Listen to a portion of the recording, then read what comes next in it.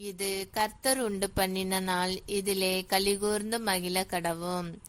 நீ என் பார்வைக்கு அருமையானபடியினால் கனம் பெற்றாய், நானும் உன்னை நேசித்தேன். ஏசாயா 43:4. வேதாகம கதை.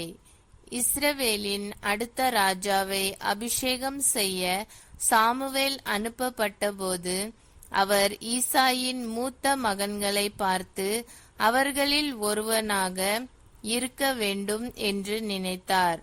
ஆனால் தேவன் கூறினார், மனுஷன் முகத்தை பார்ப்பான், நானோ இருதயத்தை பார்க்கிறேன்.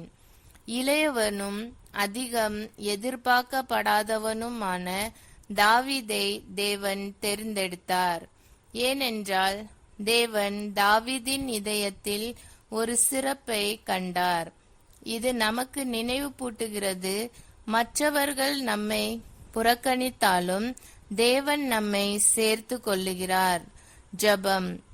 நான் உமது பார்வையில் விலைமதிப்பற்றவன் என்பதை எனக்கு நினைவு பூட்டியதற்கு நன்றி. உலகம் என்னை தகுதியற்றவனாகவோ அல்லது காணப்படாதவனாகவோ உணர வைக்கும்போது நீர் என் பெயரையும் என் இருதயத்தையும் என் மதிப்பையும் அறிந்திருக்கிறீர் என்பதை நினைவில் கொள்ள எனக்கு உதவும்.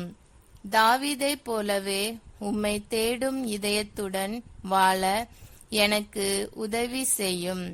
நான் பரிபூரணமாக இல்லாமல் இருக்கலாம், ஆனால் நான் உம்முடையவன், அது என்னை சிறந்ததாக செய்கிறது. உமது அன்பு எப்போதும் என் மூலம் பிரதிபலிக்கட்டும். இயேசுவின் நாமத்தில் ஆமென்.